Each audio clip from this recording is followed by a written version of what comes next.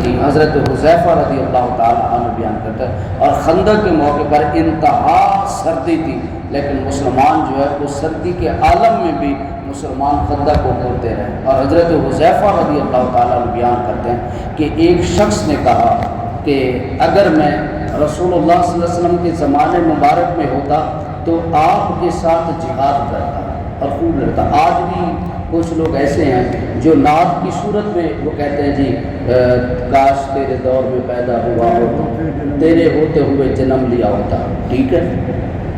اب وہ لوگ جو یہ کہتے ہیں کہ تیرے، یا جو لوگ اب بھی کہتے ہیں کاش ہم حضور کے دور میں ہوتے، اگر صحابہ کے سامنے نہ کوئی بندہ یہ جملہ کہتا، صحابہ اس سے سخت ناراض ہوتے تھے کہ تم یہ کہتے ہو کہ ہم حضور کے دور میں ہوتے ہیں۔ تو حضرت حذیفہ سے کسی نے کہا کہ کاش میں حضور کے زمانے میں ہوتا تو میں حضور کے ساتھ جنگ لڑتا۔ تو حضرت حذیفہ نے سوالیہ نشان میں کہا، آپ نے کہا کیا تم واقعی ایسا کرتے؟ آپ نے فرمایا قطعاً ایسا نہیں ہے، تم ایسا کر ہی نہیں سکتے۔ اور یہ حقیقت کی بات ہے۔ آج جو بندہ 5 وقت نماز نہیں پڑھتا وہ بھی ہوتا کہ کاش میں دورے پر، کاش تیرے تو میں جنم لیا ہوتا۔ 5 وقت کی جو بندہ نماز نہیں پڑھتا وہ بھی کہہ رہا ہوتا ہے تیرے ہوتے ہوئے جنم لیا ہوتا۔ بھئی تو 5 وقت کی نماز نہیں پڑھ سکتا تو دشمن کے ساتھ کیسے مقابلہ کرتا؟ تیری حالت تو یہ ہے کہ تو فجر کے لیے نہیں اٹھ سکتا۔ اور صحابہ کی کیفیت دیکھو، بس یہ بات جان لو، اللہ نے حضور کے دور میں جن کو پیدا کیا تھا وہی اس دور کے لائق تھے۔ اللہ نے جس کو جس دور میں رکھا ہے وہی، بلکہ صحابہ کے بعد جو ہے جو تابعین تھے، اور صحابہ و تابعین کو کہتے تھے بس تم خدا کا شکر ادا کرو کہ اللہ نے تمہیں مسلمان بنایا، تمہیں تو اس بات پر شکر کرو، باقی یہ نہ کہا کرو کہ کاش میں دور پیغمبر میں ہوتا۔ اب سنو، حضرت حذیفہ نے اس بندے سے کہا کیا تم ایسے ہی کرتے؟ آپ نے فرمایا نہیں، مجھے وہ منظر یاد ہے۔ اب اندازہ کریں صحابہ کرام کی کیفیت کو، اور آج لوگ کتنے بکواس کرتا ہے صحابہ کے برام کے۔ صحابہ نے حضور کے ساتھ بے وفائی کی تھی، حضرت صدیق اکبر نے، حضرت عمر فاروق نے اہل بیت کے ساتھ بے وفائی کی۔ ارے بدبختو، آج 15 صدیاں گزرنے کے بعد بھی ہم صحابہ سے، ہم اہل بیت سے بے وفائی کا نہیں سوچ سکتے۔ وہ صحابہ جنہوں نے حضرت امام حسین کو اپنے ہاتھوں پہ اٹھایا تھا وہ حسنین کریمین سے کس طرح بے وفائی کر سکتے تھے؟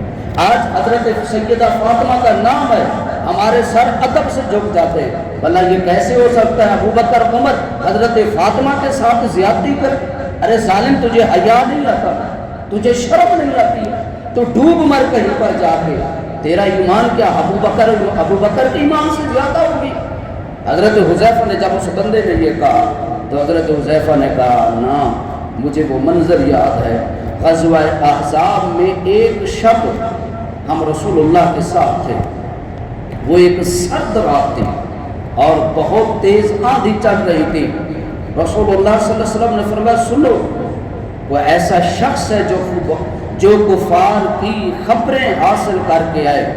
پھر حضور نے کہا جو آج کافروں کی خبر لے کر آئے گا میں اس کو خوشخبری دیتا ہوں کہ کل قیامت والے دن جنت میں وہ میرے ساتھ ہوگا۔ لیکن صحابہ کہتے ہیں، حضرت حذیفہ کہتے ہیں سخت سردی اتنی سخت تھی، اتنی سخت تھی کہ ہم میں سے کوئی بندہ بولا نہیں، صحابہ خاموش رہے، کیونکہ اتنی سخت سردی تھی، باہر جانے سے ڈر لگتا تھا، ہم خاموش رہے، ہم میں سے کسی نے بھی جواب نہیں دیا۔ پھر آپ نے فرمایا کوئی ایسا شخص ہے جو کفار کی خبریں حاصل کر کے آئے، قیامت کے دن اللہ اس کو میری رفاقت عطا فرمائے گا۔ حضرت حذیفہ فرماتا پھر خاموش رہے اور ہم میں سے کسی نے جواب نہیں دیا۔ آپ صلی اللہ علیہ وسلم نے فرمایا اے حذیفہ تم کھڑے ہو جاؤ۔ اس نے کہا حذیفہ تم کھڑے، مجھے کافروں کی خبر لے کر دو۔ جب آپ نے میرا نام لے کر پکارا تو حضرت حذیفہ فرماتے ہیں میرے لیے اٹھنے کے سوا اور کوئی چارہ نہیں تھا، دل نہیں کر رہا تھا، چارہ نہیں تھا، لیکن حضور نے کہہ دیا، کہتے میں کھڑا ہو گیا۔ آپ نے فرمایا جاؤ کافروں کی خبر لے کر آؤ اور ان کے میرے خلاف غضب میں نہ لانا۔ حضور نے فرمایا ان کو کہنا کچھ نہیں ہے، صرف انہیں خبر لانی ہے۔ جب میں ان کی طرف روانہ ہوا تو یوں لگتا تھا، آپ اندازہ کریں، حضرت حذیفہ کہنا سردی کی وجہ سے کوئی جاتا نہیں تھا، لیکن جب میں حضور کے خیمہ سے نکلا مجھے ایسے لگتا تھا کہ میں کسی گرم حمام میں چل رہا ہوں۔ یعنی یہ حضور کی دعا کی برکت تھی، جو سردی تھی ختم ہو گئی۔ یہاں تک کہ حضرت حذیفہ فرماتے ہیں کہ ایسے لگتا تھا کہ مجھے پسینہ آ رہا ہے، یہ کیفیت ہو گئی۔ تو آپ فرماتے ہیں میں جب کفار کے پاس پہنچا تو ابو سفیان اپنی پیٹھ کو آگ سے سیک رہا تھا، میں نے کمان پر تیر چڑھا کر اس کو تیر مارنے کا ارادہ کیا، پھر مجھے رسول اللہ صلی اللہ علیہ وسلم کا یہ ارشاد یاد آیا کہ ان کو میرے خلاف غضب میں نہ لانا، تم نے کوئی حرکت نہیں کرنی ہے، اگر میں اس وقت تیر مارتا تو بلا شبہ وہ نشانے پر لگتا۔ واپس اس حال میں لوٹا کہ مجھے یوں لگ رہا تھا کہ جیسے میں گرم حمام میں چل رہا ہوں۔ جب میں آپ کے پاس واپس پہنچا تو میں نے آپ سے کفار کی خبریں بیان کی۔ جب میں فارغ ہوا، کہتے جب ساری خبر سنا دی تو پھر مجھے سردی لگنا شروع ہو گئی۔ جب واپس آ گیا پھر سردی لگنا شروع ہو گئی۔ تب رسول اللہ صلی اللہ علیہ وسلم نے، حضور نے کیا کیا، جس چادر کو حضور اوڑھ کر نماز پڑھ رہے تھے آپ نے اس کا ایک پلو میرے اوپر اڑا دیا، اور اس کو پھر حضرت حذیفہ فرماتے ہیں اس کو اوڑھ کر میں صبح تک سوتا رہا، لیکن جب صبح نماز کا وقت ہوا تو حضور نے فرمایا بہت سونے والے اٹھ جا، اب تو نے بڑی نیند کر لی ہے۔